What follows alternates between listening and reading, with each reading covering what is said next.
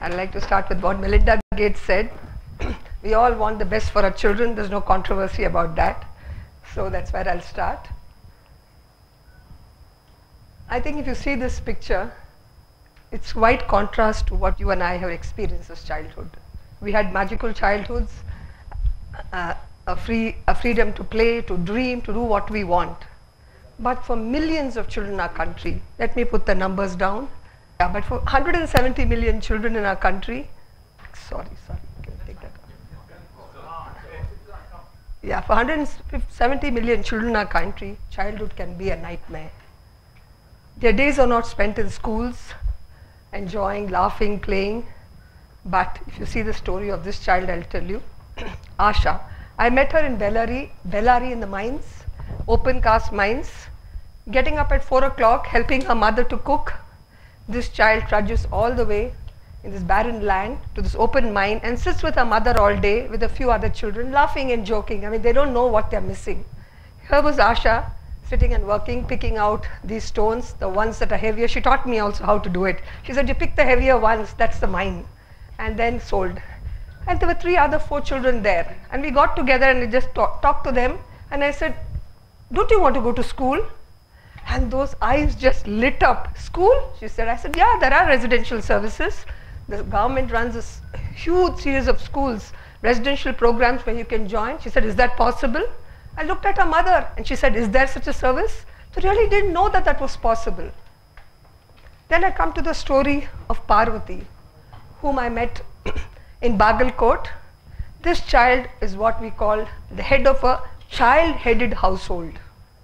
Her mother, Devdasi, had lost her life and she was in the care of a grandmother who herself was Devdasi, and thanks to the schemes of the government, she got 2 acres of land, some dry land somewhere, and she got about 400 rupees a month. And she had these 4 children to bring up. So what she did what she thought was best. She put Parvati and her other sibling to work, picking chilies at 100 rupees a day. The younger ones went to school. Again, Parvati was totally denied of her entitlements, of her rights. And they're not 1 or 2 of these children I'm talking about. 170 million children in our country who eke out a living, working on farmlands, working in garages, quarrying. The other day I was in Chikbalapur. Little children, twins. I saw the mother. Children were not working. I saw the mother working on the quarry site, and she said she didn't know where to leave these 4-year-old twins. So the 2 little boys were running around the open quarry. I mean, just blasted, rough stones everywhere, holding on to their mother. And just as an adventure, one of them walked across and picked up a crowbar and started playing with it. How dangerous could that be? But the mother was just oblivious. She had to make her money, and she didn't have any place to go. And is that really difficult? That's what I want to ask you. Is that really difficult for her to, where can she leave these children and how can she work? Husband and wife both were working migrant labor from Bidar. There's no job there for 3 months in the year. So she has come down here. And look at this child. Yours and could be yours and mine. Enjoying a glorious childhood with his gaming console. And I think this is what we all want for our children. Let's look at the statistics, what they tell us. They tell us that 27 million children are born each year in our country. 27 million. And 1 million children die under the age of 5. If you look at the indicators, where does India stand? Imagine in maternal mortality, 250 per 1 lakh. And see where we figure along with China and Sri Lanka, our close neighbor. What happens to these mothers? 30% of our women are married at the age of 14 to 15, early births, low birth weight, and the mothers themselves, 72% of our women are anemic, forced into marriage, and they don't have access. We talk about in Karnataka, we talk about this free ambulance service, 108. I went into some remote corners of Karnataka recently, Bidar and Yadgiri. True, you can just call up and get this 108 to come and fetch you to the hospital. There is a local worker called Asha who gets an incentive. She gets paid 200 rupees if she ferries a woman who's pregnant into institutional delivery, because government is trying to promote institutional delivery to ensure that these numbers come down. So difficult to access these programs. They're illiterate, the distances are here, and they don't carry mobile phones like you and me. Look at what the infant mortality rate is in our country. 48 children for every 1,000 they don't live. And if you compare that to what's happening to the other countries nearby, just see China, just see Sri Lanka, where have they come down? Why is this happening in our country? I think all of us who have worked intimately with the system, with the government, with the non-government sector, know there are quick, simple solutions at to the core of this issue. We can do it. But how do we go about it? As I talk to you now, I think when I complete my talk, India would have lost 47 children.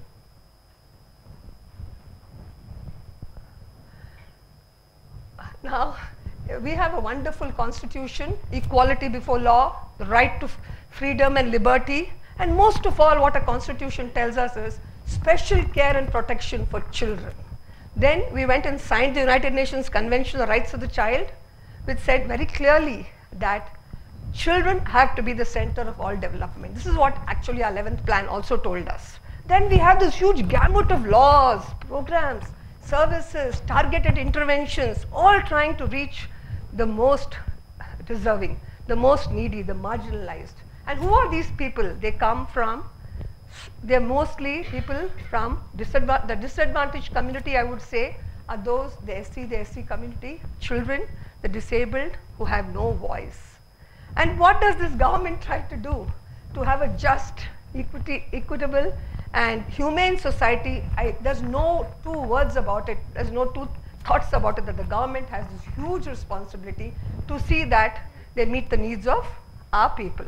We have a social obligation, and we talk about them as the duty bearers. That's what we NGO activists say, you are the duty bearer. But look at this duty bearer, what this duty bearer has before him. A huge Herculean task. We say that our children hold tremendous promise before us. Our children are our most valuable asset. But what happens, these numbers are so challenging, so daunting, and the government system, the management style and the way they run the programs, the quality of these programs leaves much to be desired. Now how many of you have sent your child to a government school system? Tell me, even the principals of schools, the secretary of the education department, nobody dares venture into putting a child to the government school. Well, I studied in a government school system, the Kendriya Vidyalaya, I passed out from that. But that system was created by the bureaucrats for their own children. They have fantastic services there. And the other day, I read about the Kendriya Vidyalaya is going to be upgraded further. Are you not talking about upgrading this huge education system, the public education system where 80% of our children go? No thoughts about that. So what do you and I have to do? I think we have a big role to play. If we want to lessen this load of the government, given the fact that the ones who manage our funds, the ones who manage our GDP have their own egos, we have the elected representatives who make many promises, I think we have to share this burden. I think we have to bring in our management skills, we have to bring our experience and help them. And do you think the government will ask for it? I can tell you, Vidhan Sauda is not, you cannot penetrate it that easily. You cannot go and tell the secretary, I have a good idea, you can do this. Come on, let's try this. Let's look at this out-of-box solution. Let's not have top-down programs. Let's not say that everything emanates from Vidhan Sauda or at the secretariat and say this is how it should happen. You think he's going to listen to you?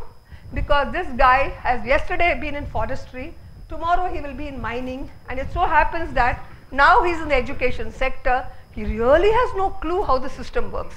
But is he going to tell you that? Sorry. He will sit down there and make you comfortable, tell him about what's happening and listen to you. I can tell you the brains are pretty sharp. I've met many of them. I've met them across the country. They've been through the Masuri Academy. They are as sharp as you can be. They can catch on very fast. And what we really need to do is build these bridges with these men and women who are in power. And even these, we also need to invest in these elected representatives.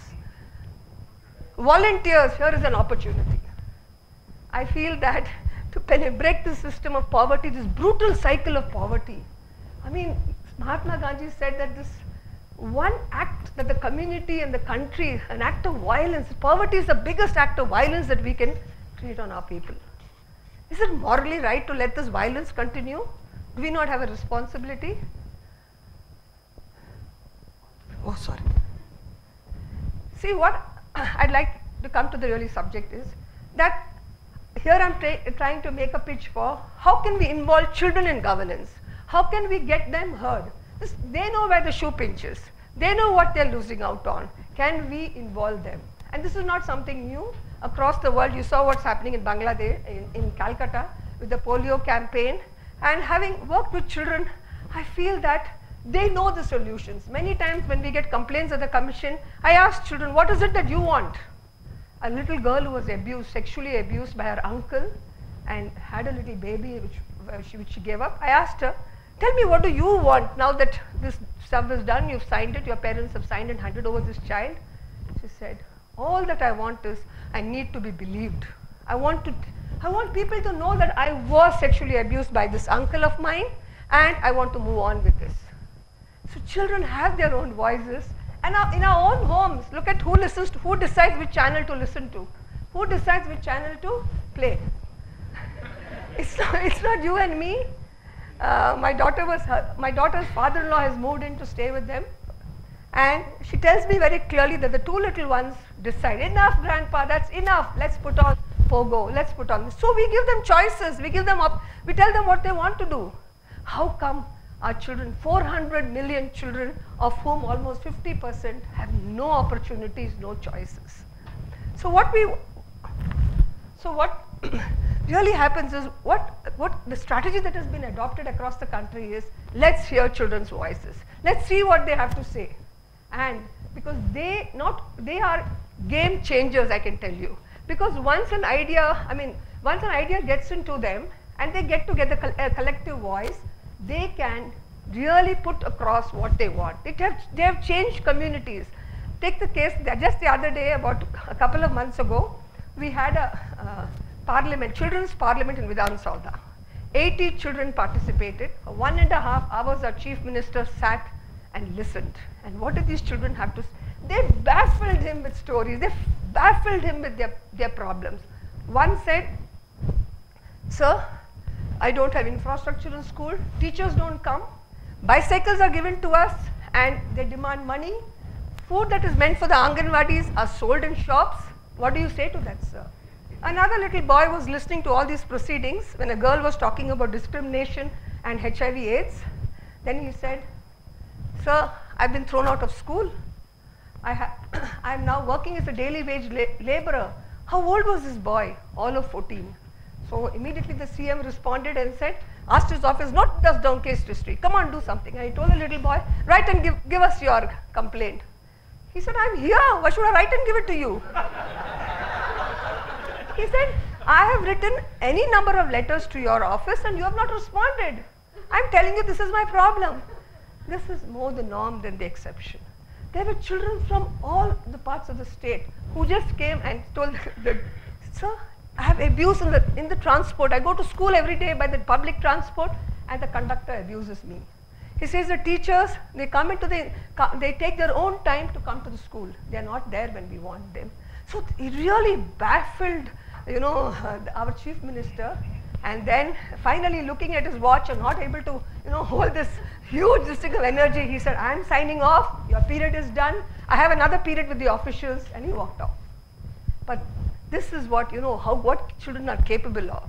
So this right to be heard is something that we are really not giving enough importance to. This is Sadanand Gowda talking to the children.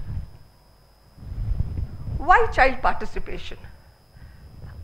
Another story that comes to mind is that of the Makkal Gram Panchayats by one of the leading NGOs in Bangalore called Concern for Working Children. It's internationally acclaimed. What they really do is, they have set up a cadre of 65,000 children in a taluk in North Karnataka.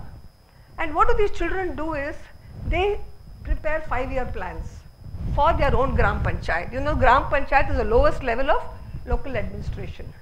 They do their homework, they study the available facts, they put it together and they present it with confidence and in a collective voice to these elected representatives. Now can they just sit still They have to respond. And what happens in this whole exercise is the confidence, the way they go around, as you saw this polio campaign, the whole community gets kind of empowered. Women who were sitting behind and hiding behind, not coming forward the development, they start also getting involved. So see, changes have been happening thanks to this intervention. At the commission also, many children come to us and the Child Welfare Committee. You think the children can't make their own decisions? That's what we think. We pamper, mollycoddle our 2 or 3 children and make a lot of decisions for them. But these youngsters who have had a hard life, they know struggles. They know what is good for themselves. Now what can you do? What can you do to make a difference? This is some of the examples. What can you do to make this difference? I think that first of all, let's accept the fact that there is brutal poverty in the country, biting disparity between the rich and the poor. And I think there's no other argument that comes in mind is that poverty is much more than lack of income. It is a lack of voice. I think if we enable them to talk, to explain what the situation is, they can find the solutions along with us. 42% of India's population are children. And where else is the best place to start working with them is in the school setting. It's an exclusive domain where children are living. It's vibrant. That's why nation building happens. If I tell you that 80% of our children study in public schools, that means you have all social classes. You have a lot of children coming in. And I think that if you want to volunteer, you want to take your time, just spare 1 hour of your weekend. What you really could do is walk into a government school in your neighborhood. And what I suggest, I've just put on Akshara's where they have mapped it. All that you have to do is just go. See, we've traveled that road, we've traversed that road. We know what childhood is. It's so easy to build a rapport with children. You can talk to them, you can laugh with them, and slowly, as you gain their confidence, remember in a non-threatening fashion, because the principal is there, he comes in at 12, children have reported this to you. There are books that are given, he gives a book. A child mimed the other day when I asked him, do you get free books? He said, he showed me this, saying that he gives the book and he first has to give 1 rupee which goes into the master's pocket and then he gives the book. He showed it to me. Do you have toys to play football? How much does it cost us to buy football? How much does it cost us to put up a net for children to play? And as you work with them, I'm telling you, I'm convinced there's just no two lines on that children will start opening up, and slowly as you use your own influence, your own status and start working with children, you will know what their needs are. And then when you walk into their homes and see these little hovels where they stay in, a far contrast to what you and I are used to, you will, there's nobody need to tell you, you yourself will want to make that difference. You yourself will want to know what this child's life is, and you will help him to build those bridges, to give him that network. All of us talk about Facebook and social networking and all that. What are we trying to achieve in that? Trying to make contacts, trying to build. But this is a strata of society. 30% of our population don't have networks. Today maybe they have mobile phones, but they don't know how to get there because the parents themselves are not educated. They don't know how the system works. And if you and I cannot walk into Vidhan Sauda and talk to the secretary with our ideas, do you think this humble farmer who is really deprived, who makes us living on say 100 rupees a day, do you think he'll have the guts to tell what he requires? So this, I believe, is something that is easy, and the returns are tremendous. I can tell you, it's tremendous, because the sense of total fulfillment when you start working with children. So here is what I urge you: think about this. Spend about 1 hour in a week if you can. Talk to children, and you become the change makers, because through children, through empowering them, you're empowering families. You're getting the government to do its job, because children will demand. And I don't think most bureaucrats or the elected representatives will keep quiet when a child points a finger and says this is not happening. So the big change, the big picture is, I think you and I, the 400 million privileged class, we owe a huge debt to society, and the debt is to spend our time so that all of us are living a dignified existence, and in the true sense of the word, we will be a superpower. not just that. We are going to be a superpower. We have this IT and BT economic boom. We have an impressive GDP, and all that is really no meaning if we have left almost 1/3 of our brethren behind. Thank you.